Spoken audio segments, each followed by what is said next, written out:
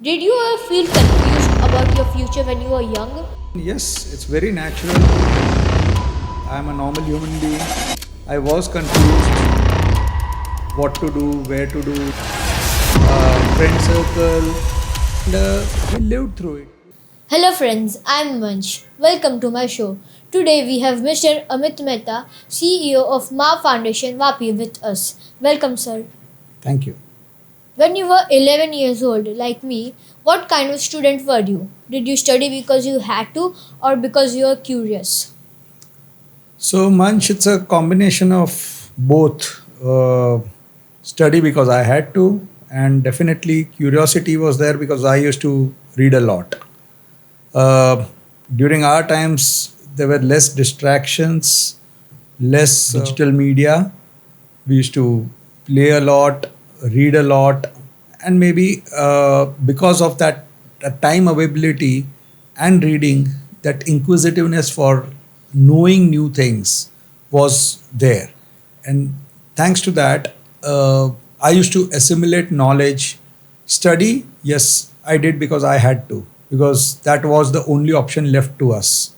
So, to answer it, I studied because there was no other option, though I didn't really enjoy it much. But yes, gaining knowledge, I used to do it every minute, every day. I hope that answers your question. Was there one teacher or one moment in school that made you think deeply about education? Uh, Not really anybody in the school per se, but I very vividly remember Professor Dandegaukar. He came to teach us economics after his studies in UK, and he made us fall in love with the subject, which is otherwise considered to be a very dry subject. So I think the teaching style method matters, and Professor Dandegaukar, though he did not used to take attendance also, we made sure we never miss his classes. So one moment or one professor, well, I think it's Professor Dandegaukar. In the school, well, it's okay. We had to comply. We had no other option. We used to attend all the lectures or periods. But yes, we blossomed in the college under few professors. Thank you. Did you ever feel confused about your future when you were young? How did you deal with that confusion? Well, I do feel confused even now. But to answer your question, yes, it's very natural. I'm a normal human being. I was confused what to do, where to do, who will give me a good job, how will I make a good career. It's very natural, I think. And if it doesn't come in your mind, I think, well, you're not normal. So confusion was there, but when I look at my peers, look at my friend circle, that confusion was there amongst all of us. And we lived through it. We enjoyed through the flow of life. And that's how life goes, I guess. Thank you. You became a chemical engineer. When and how did you choose this career for yourself? Munch, actually speaking, well, I didn't choose it for myself. My dad did. At that time, I don't think we had career counseling. Right now, presently, like in Maa Foundation, we do career counseling of around 55,000 students a year. We must have covered more than 6.5 lakh students till date. During those days, it was like what the parents did, or of course, you had a strong inclination. My father himself, a double degree engineer, he was B electrical mechanical. Well, he knew that I think my son has to get into engineering. He actually searched for good colleges, colleges with good labs, setups, and when he found this college which had good labs and people were coming from all across India, he said, "This is it. Let him become a chemical engineer." So, to answer your question, I didn't choose it for myself, but I don't regret it. Though chemical engineering did have a lot of equations, so that was the only difficult thing I would say, which I when I look back at my engineering. Thank you. Thank you. Today, you work to reform education across India. What is one thing in our current school system that you feel must change urgently?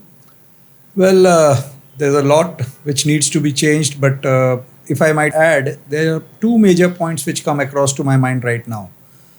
The first one is we should teach our students our future of India tomorrow to think and not memorize. Right now, we are thinking less and memorizing more. The second thing which I feel as a systematic change we need to bring about is the break-off point presently is 10th grade, after which the students decide the stream. It can be science, arts, commerce, vocational. I feel that's too late. If the break-off point is around 8th standard, a lot of students who are disinterested in academics would shift to vocational. Germany has more than 50% of its population working in vocational education and vocational field. A country like India needs more trained plumbers, more trained electricians, more trained crane operators, but we don't get them. So I think two major changes, not memorizing and understanding the concepts, and the second one is early break off point. These are the two things which are coming on the top of my mind. Thank Thank you. you. What values from your parents do you think help you the most become the person you are today? Looking back, I can think of three major values. I think it's humility, straightforwardness, and no compromises with ethics and integrity. I think these are the values which I always saw in both my parents, and I try to carry them forward. Not only practice them, but pass it on to my children also. Thank you. Thank you. After working 14 years in big companies like Reliance Industries and KPMG, leaving everything must have been a big decision. Were you ever afraid? Not really. I had self belief. I'd seen the corporate world. I knew that I was not really enjoying there. Though, of course, my growth was happening. But there is a fun side of this. I can recollect when I told my wife, she knew that, okay, she's perfectly fine. Whatever decision I take, it would be socha samjha wala. But when I told my mother, I called her up and said, I'm going to get into social work and live corporate life. She was zapped. She said, first thing she said, what happens to your company given car? Does that remain or does it go? So she was scared that now he is going to become a Jholewala Baba and start going to the villages and the backward areas. Well, I knew what we were going to do. And knowing the promoters who also were very keen on doing mass scale social work, I knew that I'm going to be in the right place. So, tentativeness, yes. Afraid, no. Nervousness, absolutely not. But yeah, I would say that initial years where we were finding our way, and then, as with most things, we sailed through. Thank you. Thank you. What one characteristic from each, your wife Shreya and Shaurya, do you admire the most? Well, there's always things to admire in each person. Coming to your question, one thing about Amisha, my wife, I admire is she never panics. Even then, when there is a crisis situation, she'll be cool, think about the options, and probably think about the way ahead rather than just sheer panicking. So that's staying calm under pressure. About Shreya, my daughter, I think her determination. Once she sets her goal on one task, come what may, she makes sure that she completes the task within the deadline with the quality. So her determination is something which I admire. And Shaurya, well, I think we call him the most mature person of our family. He's just 15 years right now, but I can tell you that he is probably as mature as a 65-year-old. And he is very calm. He goes about things in a very systematic way. And I feel that there's a lot of grounding which I see in him, irrespective of what situation you throw at him. So these are three things which in my family members I feel are, I think, very inspiring. Thank you. Thank you. Who keeps you emotionally strong when things are difficult? Your wife, your children, or your inner belief? Well, Manch, it actually depends on the situation. If it's something which is family related, and that's where I think my wife comes into the picture, and she makes sure that we are emotionally stable at that point. When it's work related or something to do with my profession, I think it's my inner belief. And when it comes to children, well, they are always there. They are always a joy to be with. So, emotionally turbulent times or not, children are always, we love to have them near our side. I hope that answers your question. Thank you. Thank you. Many people want success, but you left a successful corporate career to serve society. When did success start meaning something different to you? Well, Manch, success is a very relative term. When I was working in very big companies, I've audited more than 300 companies, big and small, meeting a lot of CNMDs and chairmans. I realized that I did not really just enjoy working for profitability of the company and a bigger profit of the company or designations and ranks and perks. So I was really not money inclined, which typically what we call the rat race. I was never that, probably from day one of my career, even when I was in the corporate career. So that was not my driving point or my pulling point. So what I realized is a lot of my friends who went into corporates, they didn't enjoy the job, but they didn't know what to do. They were a part of the rat race. घर ले लिए बड़े बड़े EMIs पे करना है, you are stuck there. Well, I had a choice. I had seen social work when I was small. I knew my promoters would do something very, very genuine. And so 20 years back, I took the leap of faith, you might say. And till date, I have never been disappointed. Uh, Corporates might pay you well, but the perks are at times less. In social work, the pay might be less. The perks, when you see the happiness in the person you helped, are wonderful. So I think for me, helping the poor, helping the underprivileged, upgrading the people who don't know things about education, about careers, about many other things related to education, that made me get a sense of fulfillment. And I think for me, that was more important than just working in very big companies with very big names across the globe. I hope that answers your question. Thank you. Thank you. You received prestigious recognitions like the Quimpro Award and the Gujarat Government's Innovation Award. Did these awards increase your responsibility? Well, awards in today's times have really got diluted. Sad to say it, but I keep receiving these kind of stuffs that, pride of India, jewel of India, blah blah blah.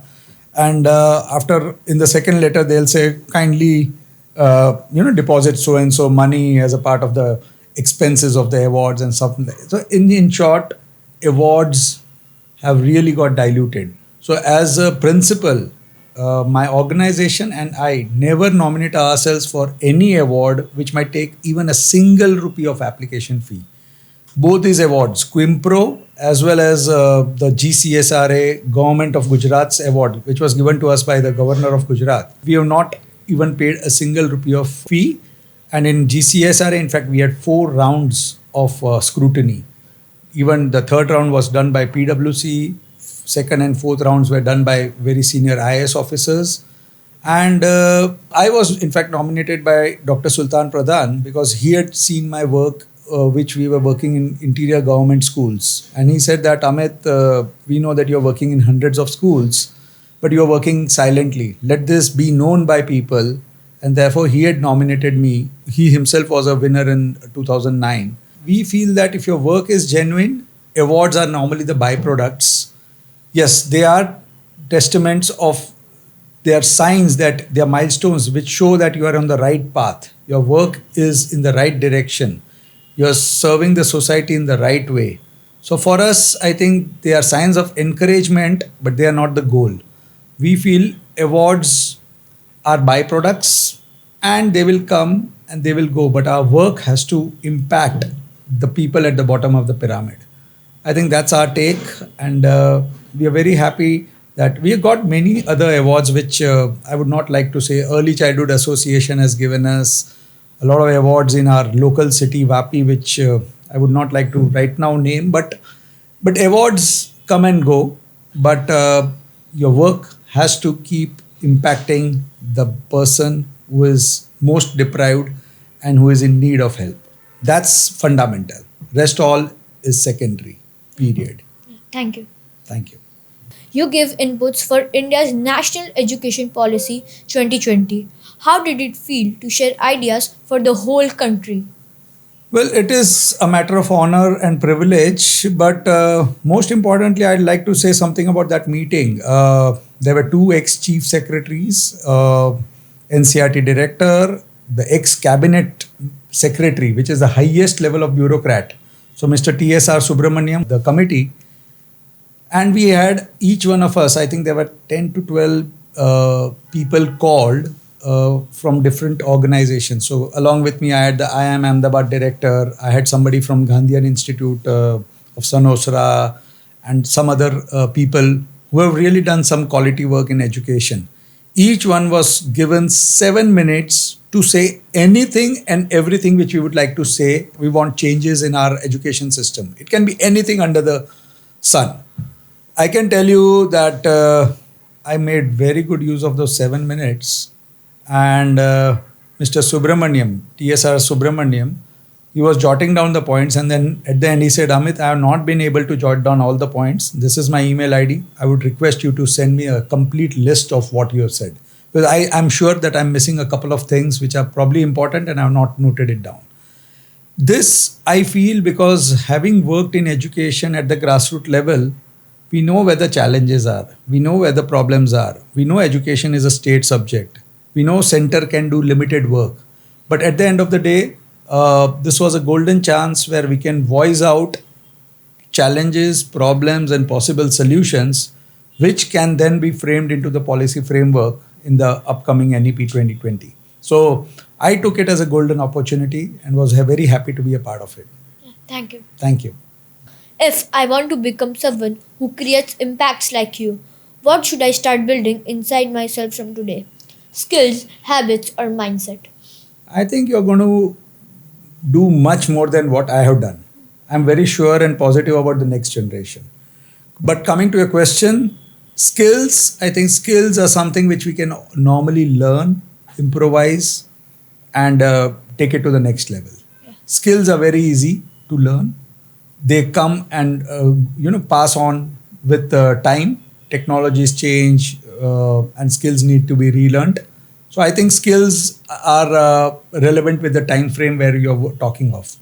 Coming to habits, well, that's something which will make or break you. So if you're a reader, if you have a hunger for knowledge, if you don't know, let's say you don't know an English word, you come across a new English word and you take it for granted. That's one way of looking at it. And then you open up your smartphone and you actually check the meaning of that and you improve your vocabulary, you improve your English. That's a habit. Habit of continuously improvising yourself. It can be English, it can be your weaknesses, it can be leveraging your strengths. Healthy habits will always make a healthier or a better you. So good habits, being with good people, that will always take you far in life. And coming to the mindset part of it, I feel mindset is something, I had read a saying which goes, either you control your mind or your mind controls you. So if you have a positive mindset, if you have a problem solving mindset, if you have a go-getting mindset, I don't think anybody can stop you. Yeah, you might reach the goal maybe earlier, maybe after some time, that's secondary.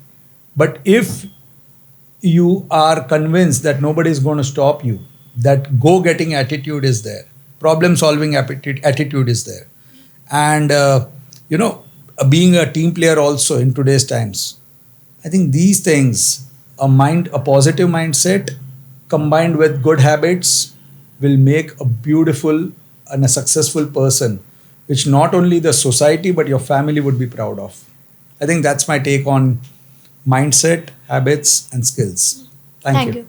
Would you like to share the vision that you have as a CEO for Maa Foundation for 5 years? Manch, I would like to update you that it's just been January 2026, we completed 20 years of service to the society. I shifted from corporate life in January 2006. We completed 20 years in January 2026. and we had a huge internal celebration uh, where all our group seniors, the family of the promoters, and all my employees, we kind of relived the moment and celebrated the things. At that time, we actually compiled the figures of how many lives have we impacted.